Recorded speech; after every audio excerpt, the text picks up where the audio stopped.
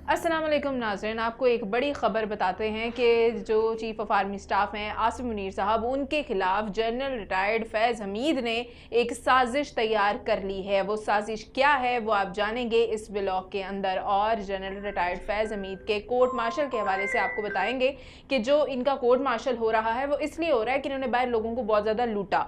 और ये लूट मार जो है ये इन्होंने सिर्फ बाहर नहीं की, अपने अंदर के लोगों को भी इन्होंने नहीं छोड़ा। तो अंदर इन्होंने क्या क्या किया, अंदर एक बहुत बड़े कारनामे को आज इस ब्लॉग में आपके साथ शेयर करेंगे कि एक जनरल को भी इन्होंने लूटा। वो कौन थे आपको बताएंगे फैसल इदरीस भट्ट साहब। फैसल साहब, सबसे पहले तो ये बता दें कि जो साजिश तैयार की गई है चीफ ऑफ आर्मी स्टाफ के हवाले से फैज़ हमीद ने, वो क्या साजिश है?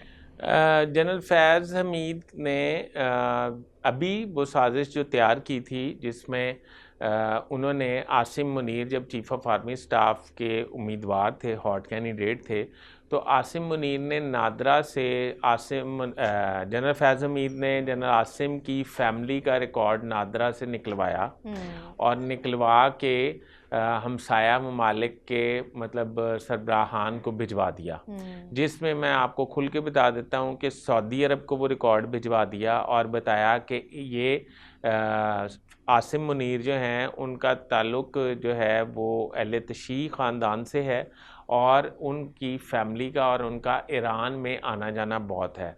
उस वक्त आपको पता है ईरान और सऊदी अरब के दरमियान काफ़ी कशीदगी पाई जाती थी। सऊदी अरब ने उनको आर्मी चीफ बनाए जाने के हवाले से तफज़ात का इजहार कर दिया। अच्छा। उस वक्त आपको पता है कि उस वक्त के प्राइम मिनिस्टर पीडीएम के जो थे प्राइम मिनिस्टर शहबाज शरीफ, ये तशरीफ़ ले गए थे सऊदी अरब। इन्होंने जाके फिर उनको यकीन दहानी कराई कि ये ऐसी कोई बात नहीं है, ये आपको गलत खबर फीड की गई है, क्योंकि फैज़ हमीद बतौर DGISI सऊदी अरब में लोगों से बहुत रवाबित में थे, इंग्लैंड में भी रवाबित में थे। खैर, तो इसलिए उन्होंने इनके ख़िलाफ़, और आपको पता है कि आसिम मुनीर के अपॉइंट होने के बाद नादरा से ऐसे लोग जो है वो रिटायर्ड जो और हाजिर सर्विस फ़ौज से ताल्लुक़ रखते ब्रिगेडियर रैंक के और DG रैंक के अफसरान को निकाला गया था।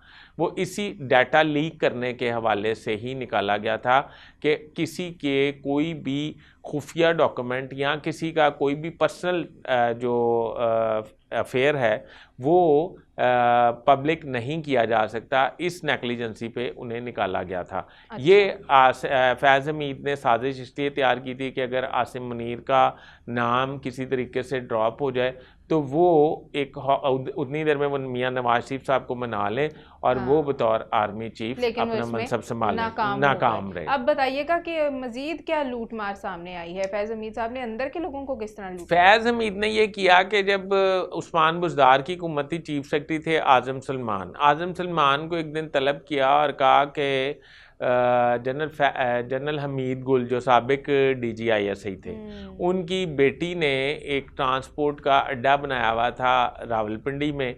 वो बसेस का बिज़नेस करते थे और बड़ी वसी ट्रांसपोर्ट का अड्डा था और वो बहुत प्राइस मतलब प्लेस थी जहाँ पे वो अड्डा था और वो कनालों में ज़मीन थी। वो ज़मीन हासिल करना चाहते थे फैज़ हमीद साहब। फैज़ हमीद साहब ने पहले फ़ोन करवाया और उन्हें वार्न कराया कि आप ये ज़मीन छोड़ दें। उन्होंने इनकार कर दिया। उन्होंने तो नहीं छोड़ना था, वो भी एक खुद स्ट्रॉन्ग थे। हाँ, स्ट्रॉन्ग थे। तो उसके बाद फैज़ हमीद ने चीफ सेक्रेटरी पंजाब आज़म सलमान को बुलवाया और आज़म सलमान को कहा कि मुझे ये 2 घंटे में ज़मीन खाली चाहिए।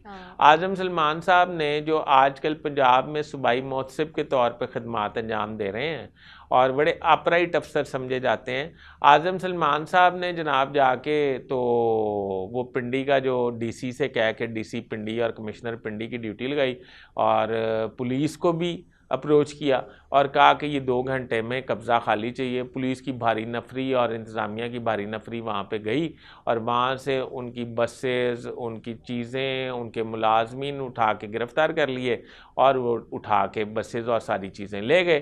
उसके बाद उन्हें उधर से निकाल दिया और वहाँ पे पुलिस की मतलब क़यादत में ही कब्ज़ा को कायम रखा गया। ये फैज़ हमीद ने किया जनरल हमीद गुल की बेटी उस्मा गुल के साथ। अच्छा। तो ये भी केस खुलने का इम्कान पाया जाता है। बिल्कुल ठीक है जी। फैज़ हमीद साहब के कारनामे एक एक करके सामने आ रहे हैं और इसी तरह से इस ब्लॉग में आपको पता भी चलते रहेंगे। बट साहब हमारे पास बहुत सारे अंदर की बातें लेके आते हैं, इसलिए आपसे रिक्वेस्ट है कि इस चैनल को आप सब्सक्राइब कर लें, वीडियो को लाइक करें, शेयर करें और इसी तरह से हमारी वीडियोज़ से मज़ीद मालूमात लेने के लिए आप बेल आइकन को भी प्रेस कर दें। फ़िलहाल के लिए इतना ही। खुदा हाफिज़।